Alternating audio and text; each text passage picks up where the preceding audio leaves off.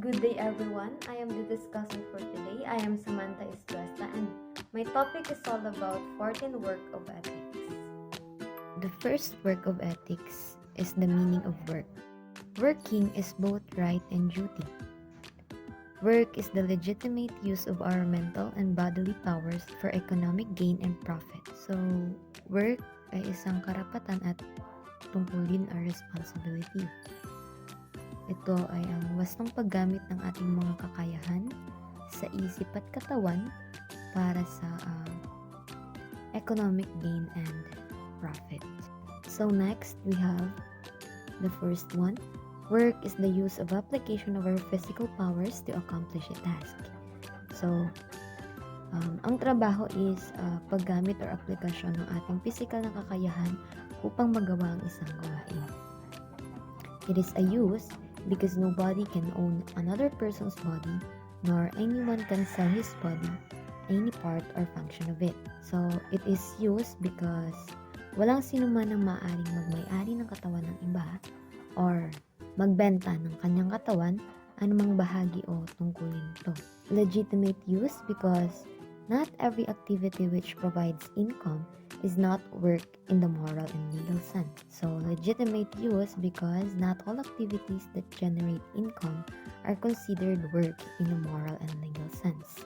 So, the second one is work is for the purpose of obtaining an economic gain for the workers. So, ang trabaho ay para sa layuning makamit ang ekonomikong pakinabang para sa manggagawa. So, work aimed at achieving economic benefit for the workers. It belongs to the essence of work that is compensated. So, it's intrinsic to work that it receives compensation.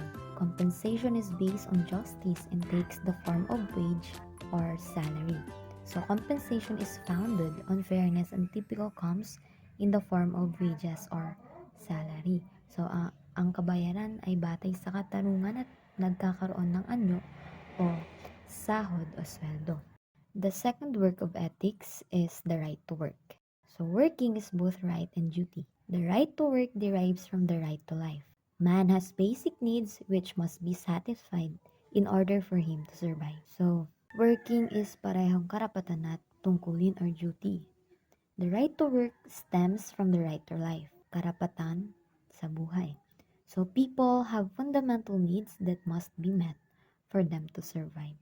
So, Pope Leo VIII emphasizes that when someone engages in paid work, the main goal is to acquire property and consider it as their personal possession. So, ayon kay Pope Leo VIII, kapag ang isang tao ay nagtatrabaho upang kumita, ang pangunahing layunin at motibo ng kanyang trabaho ay upang makamit ang ari-arian at ituring ito bilang kanyang pansariling ari-arian. If a person hires out their strengths or skills to receive in return what they need for sustenance, they are explicitly aiming to acquire a complete and legitimate right, not just to the compensation but also to the use that compensation as they wish. It is precisely in the ability to control and utilize what they've earned and that ownership exists, whether it involves land or movable goods. So, if someone works for another using their strength or skills to receive what is needed for sustenance, their explicit aim is to gain complete and genuine right, not only to the compensation, but also to the use of that compensation as they wish. Ownership is precisely found in the ability to control and use what they earn, whether it involves land or the movable goods. The third work of ethics is the duty to work. Work aims to promote life. It is a natural duty since every person is endowed with bodily and mental powers so that he may take care of himself and not to become a burden to others. This obligation is a greater responsibility when one becomes the head of the family. According to Pope Leo VIII, for it is the most sacred law of nature that a father must provide food and all necessities for those whom he has begotten, and similarly, nature dictates that a man's children who carry one, as it were, and continue his personality, should keep themselves from want and misery in the uncertainties of this mortal life. Work is aimed at supporting life. It is a natural responsibility because every individual is given physical and mental abilities to sustain themselves and avoid becoming dependent on others. So this duty becomes even more significant when someone becomes a leader of a family.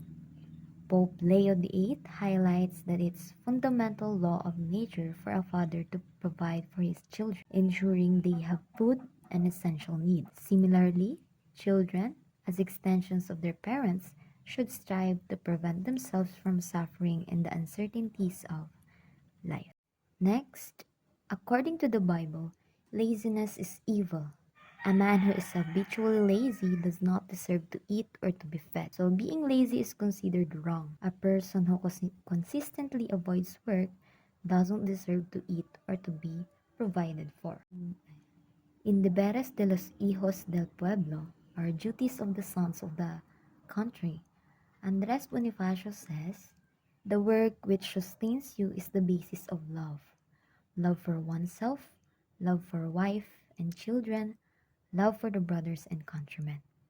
So, he emphasizes that the work that supports you is the foundation of love.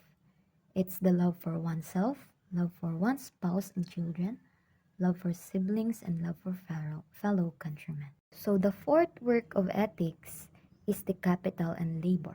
Capital refers to the owner or investors of an industry. It refers to the owner or investors, while labor refers to the hired workers employed by the industry. So these are the hired workers employed in the industry. So the Labor Code of the Philippines defines the relationship between capital and labor, but no amount of legislation can truly harmonize men unless everyone submits to the concept of justice and acts accordingly. Jaime Cardinal Sin writes, "Peace is the fruit of justice, which requires, first of all, that persons and their inalienable human rights are promoted and defended. It demanded that in the realm of industrial relations, the reciprocal rights and duties of both labor and management are respected and promoted."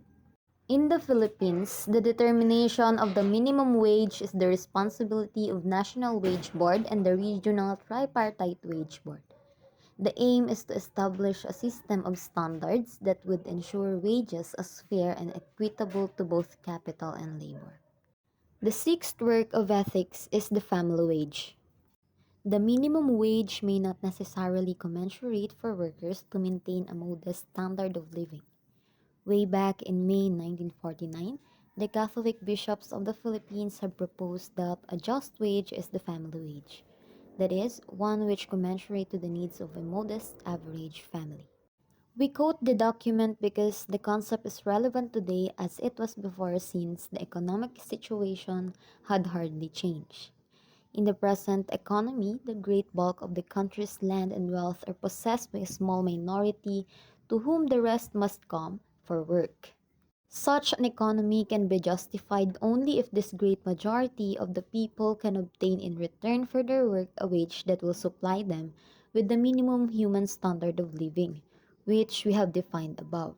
A wage, namely, that will enable a man to provide a sufficiency of decent food and clothing for himself and his family, a decent home, security for sickness and old age, and the means and leisure for moderate and wholesome recreation.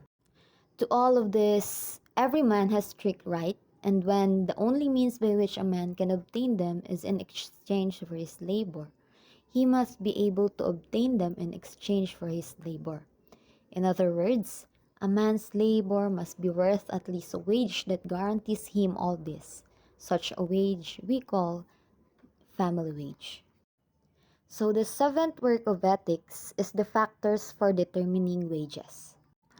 Pope John the 23 declares that in determining wages, the norms of justice and equity should be strictly observed. In Mater et Maestra, or Mother and Teachers, Pope John the 23 writes, "This requires that workers receive a wage sufficient to lead a life worthy of man and to fulfill family responsibilities properly. But in determining what constitutes an appropriate wage, the following must necessarily be taken into the account. First of all, the contribution of the individuals to the economic effort, the economic state of the enterprise within which they work, the requirements of each community, especially as regards overall employment, and finally, what concerns the common good of all people, namely of the various states associated among themselves but differing in characters and extent. So, as for my conclusion, the 14 work of ethics holds immense importance in any workplace. It acts as a compass, guiding employees and leadership alike toward ethical decision making and behavior. So, this code fosters a culture of trust, integrity, and accountability, bolstering the organization's reputation while minimizing legal risks. It instills confidence among stakeholders, employees, and clients, ensuring a consistent standards of conduct across the board. Moreover, such a code promotes a positive work environment, enhancing morale and aiding in employee retention. It's a foundational tool that not only shapes day to day operations but also cultivates a long term sustainable organizational ethos rooted in ethical principles and values. And that is all about my report, and thank you for listening.